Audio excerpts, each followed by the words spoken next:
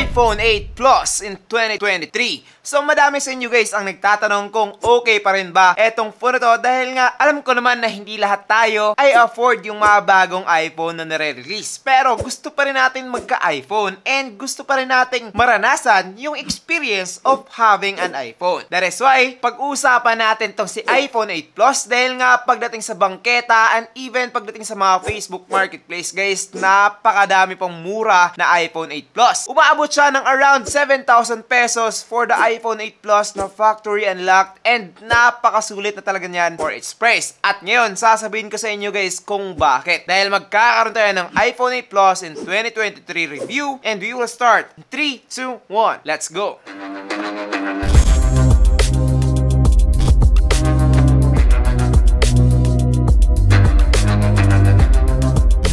Yo, what's up guys? I'm JP and this is JT TV. Now, unang-una, pag-usapan muna natin yung isa sa mga pinaka-importante na dapat nyong malaman, which is yung kanyang price. So, pagdating dito guys, madami ng mura na iPhone 8 Plus ngayong 2023. Pwede nyo siyang mabili sa Green Hills, pwede nyo siyang mabili sa mga second hand like Facebook Marketplace, and pwede rin pagdating sa online. Ngayon guys, kung gusto nyo sa online na perfect condition talaga with 100% battery, meron kang presyo na around 10,000 pesos. Pero, kapag binili mo naman ito ng mga second hand, which is mga mababa na rin yung kanilang mga battery, around 7,000 to 8,000 pesos na lang po to. Kaya naman guys, for that price, having an iPhone, pwede na, diba? Well, tingnan natin. Dito guys, sa kanyang build quality, meron po siyang glass back, glass front, and aluminum frame. Kapag nakabili ka ng iPhone 8 Plus na hindi pa nabubuksan, etong phone to guys is also supported ng IP67 water and dust resistant. So, protected din siya. Kaso nga lang, again, 2023 na, 6 years of being released. Alam ko guys na halos lahat ng mga iPhone 8 Plus ay nabuksan na dahil nga pinalitan yung kanyang battery. So, nasa unit nyo nun guys kung ano yung mabibili nyo. Yung hindi pa ba nabubuksan o di ka naman yung nabuksan na. Dahil nga, kapag nabuksan na, huwag nyo na siyang babasain. Pagdating sa kanyang weight, 202 grams lang po siya, which is okay lang. And 7.5 millimeters thickness naman, which is napakanipis. Kung hindi nyo alam yung placement ng kanyang mga ports, well, pagdating dito guys, baba nakalagay ang kanyang lightning port at saka yung kanyang speaker guys. Dito naman sa right side nakalagay ang kanyang power button at SIM card tray, which is single SIM lang po siya. And dito naman sa left, nandito po yung kanyang notification switch and yung kanyang power button. Dito naman sa top ay wala pong nakalagay. Dito naman sa likod yung kanyang dalawang camera at yung kanyang LED flash. So kapag merong nagbenta sa inyo guys na iPhone 8 Plus tapos isang camera lang, naku po, huwag kayong maniwala dyan. Scam yan. So, ganito talaga yung itsura niya ha. Para lang siyang iPhone 7 Plus na glass yung likod. Dahil nga guys, yung iPhone 7 Plus ay merong aluminum back. So, kapag nagbenta sa inyo na merong aluminum back, iPhone 7 Plus po yun. So, again, don't be scammed. Now, pag-usapan naman natin ang susunod, which is yung kanyang display. So, pagdating dito guys, medyo old style talaga siya. Dahil nga, hindi katulad ng mga bagong iPhone ngayon na meron ng notch o di ka naman meron ng dynamic island. Ito guys, ay meron pa rin na palaking mga bezel. Yes, big bezels on the top and the bottom, and dito po nakalagay yung kanyang Touch ID. So para sa akin guys, mas gusto ko pa rin yung Touch ID kaysa sa Face Unlock, pero yun na nga, walang space, and kapag ilalagay naman to, napakalaking mga bezel, so para sa akin siguro mas prefer ko na lang yung Face Unlock. Ngayon, alam ko na marami pa ring mga tao ang gusto ng ganitong type of display. Dahil nga ito ay napaka high quality and maganda na rin. Pagdating dito guys, meron siyang 5.5 inches and 1080p Retina IPS LCD. 625 nits of brightness is enough, and also yung display nito guys is supported ng 3D touch, which is mas okay po. Overall, for its display, perfect na perfect pa rin ang phone ito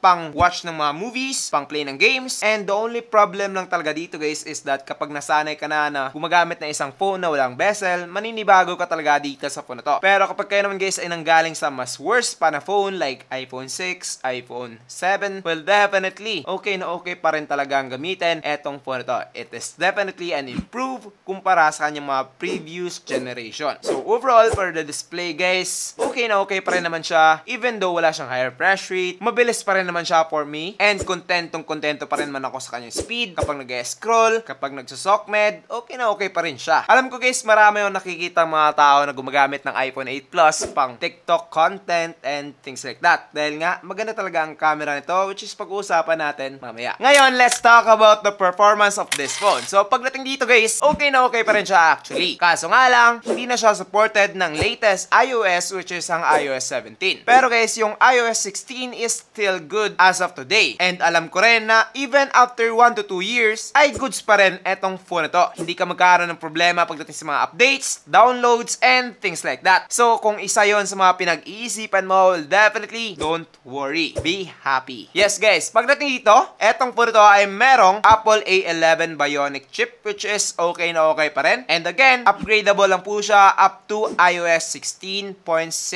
So, para sa akin, at that point, okay na okay pa rin siya. Dahil nga, tumagal siya ng how many years? 6 years? Guys, napakalupit nun. Pero, hindi pa naman nagtatapos ngayong taon etong phone ito. Kaya naman, I'm pretty sure na about 1 to 2 years pa or siguro nga 3, okay pa rin etong si iPhone 8 Plus. Now, kapag gusto mo yung mga content na ganito, well, definitely, subscribe now. Dahil nga, palagi kaming nag-update guys ng mga iPhone every year. And maraming mga unit din, hindi lang ito. So, you know, subscribe. Kapag yung gusto mong gawin dito sa phone to is gaming, okay pa rin siya. Sa Mobile Legends, walang lag, walang mga problema, and smooth na smooth pa rin talaga etong si iPhone 8 Plus. But if you're into gaming talaga, you need to choose a bigger storage na iPhone 8 Plus model. Dahil nga guys, kapag 16 gig lang o di ka naman 32 gig lang, nako po, madaling mapupunuin yung mga smartphone and dun ka na magkakaroon ng problema. Yes guys, isa talaga sa mga known problems about iPhone is that mas magiging slow yung kanyang performance kapag napupuno na yung kanyang storage. Kaya naman again, piliin nyo talaga yung kanyang bigger storage na available. 256 gig kung pwede. Para sa akin, yung kanyang performance is napaka-smooth pa rin na makukumpara mo siya sa mga smartphone na below 15,000 pesos ngayong 2023. Yes guys, marami pa rin mga smartphone ngayon na below 15,000 pesos na pangit pa rin yung kanilang mga performance. Mas maganda pa etong phone ito. So kung hindi nyo napapansin kasi guys, kahit sa mga ML player, mga iPhone talaga yan sila. Dahil nga, napaka-smooth talaga ng iPhone pagdating dito sa game na to. Napaka-optimize niya sa Mobile Legends. So, kung ikaw ay nagbabalak na maglaro ng Mobile Legends in a way na parang maging pro, well definitely, this smartphone will help you. Pwedeng-pwede na talaga to guys, like legit. The only problem is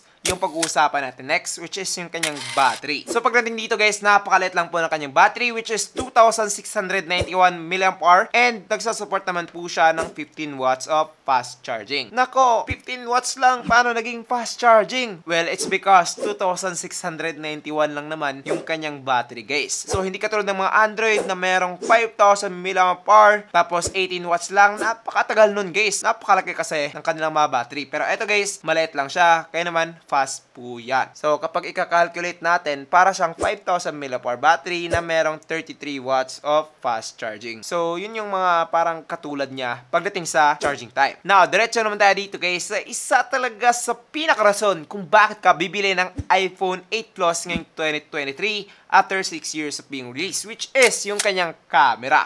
Yes guys, yung camera talaga ng iPhone is amazing.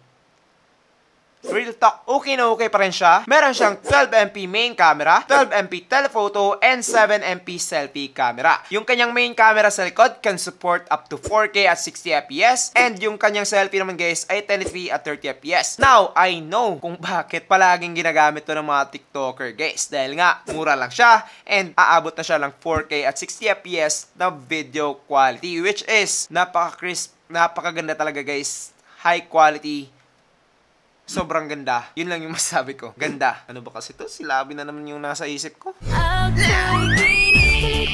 Joke lang. As you can see guys, sa mga kinuha kong photos with the main camera, napakaganda talaga guys. Napaka-natural. Yung kanyang color is accurate na accurate. Yung kanyang saturation is tamang-tama lang. And hindi katulad ng mga bagong smartphone ngayon na, you know, parang may ginagawa yung phone after the shot. Eto guys, kung ano yung nakikita nyo before you take the photo, yun talaga yung makukuha mo with this phone. So, ganun talaga guys. Basta iPhone. Natural lang talaga siya. So, yun na naman. Overall, for the camera, okay na okay pa rin siya. And yung kanyang telephoto, 2 times. So, kapag gusto mo nang mas-zoom, gagamitin mo yung kanyang second camera. Kaya naman guys, for me, worth it na worth it pa rin itong phone ito because of its camera. Kahit na pagdating sa kanyang selfie na 7MP lang, naku po, napakaganda pa rin ito, especially kapag meron kang natural lighting. Okay na okay yung kanyang colors, pwedeng pang my day o di ka naman pang Instagram. At for me guys, gustong gusto ko talaga siya dahil nga, natural looking. So again, hindi mo yan mahanap sa mga Android phones ngayon at this price point. Like legit. So this is the number one reason to buy iPhone 8 Plus ngayong 2023. And guys, pagdating mo dito sa kanyang video, para naman malaman ninyo, we'll definitely try natin.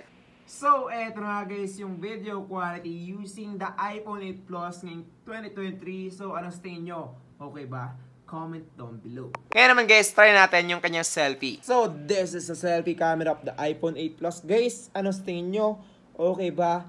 Comment down below. Na, kung nakita nyo naman guys, napaka-okay pa rin talaga nito. So, pwede mo tong gamitin pang vlog, pwede mo tong gamitin pang TikTok, pang online selling, pwede mo pang schoolworks, pang projects. Naku po, napakaraming listahan guys. Yung camera lang talaga yung dapat mong i-consider and you're good to go. So, overall, okay na okay pa rin etong si iPhone 8 Plus. Pero, stop muna. Pag-usapan naman natin yung mga pwede nyong maranasan ng problema about this phone kung bibili kayo. Unang-una is yung kanyang battery. So, napakadali na lang talaga maluwat ng phone ito kapag hindi pa siya napalitan. And kapag napalitan siya, make sure lang na yung legit o di ka naman yung maganda yung quality, yung ipapalit nyo na battery guys. Dahil nga kapag hindi, magkakaroon ka ng mga problema like yung sudden shutdown o di ka naman yung pangit na performance. Kaya naman, battery is the number one. Second problem naman is pagdating dito sa kanyang parts. Yes guys, madaming mga iPhone 8 Plus ang napapalitan yung kanilang mga camera, yung kanilang mga display, and you need to know all of that. Kung legit ba siya, kung napalitan na ba siya, dapat mo talaga yung itanong sa inyong mga seller. Dahil nga, kapag hindi nila yung masagot, well, definitely, napalitan na yan. And worst case is yung pinalit ay pangit pala. Yes guys, kaya naman kapag bibili ka ng iPhone,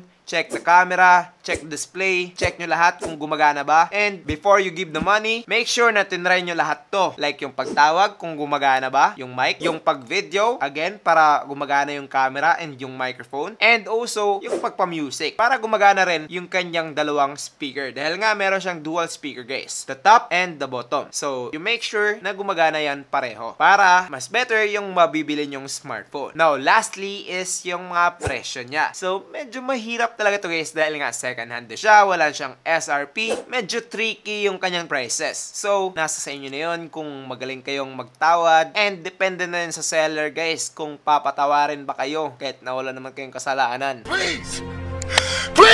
Again, meron kang tatlong choices like second hand, which is sa Facebook Marketplace, and sa Green Hills, which is medyo mas mahal ng konti, and sa online, which is kompletong-kompleto na siya. 10,000 pesos plus po yung 64 gig at 11,000 plus naman yung 256 gig kapag sa online ka bibili. Pero yun na nga guys, sulit na sulit naman siya actually. So that's pretty much it for this video. I hope na nag-enjoy kayo guys, and I hope na meron kayong natutunan. Kung meron man, will definitely subscribe now dahil nga there is a lot of video incoming and alam ko din na interesado kayo dun. So that's pretty much it. I'm JP and this is JT TV. Thank you for watching and God bless. Bye bye.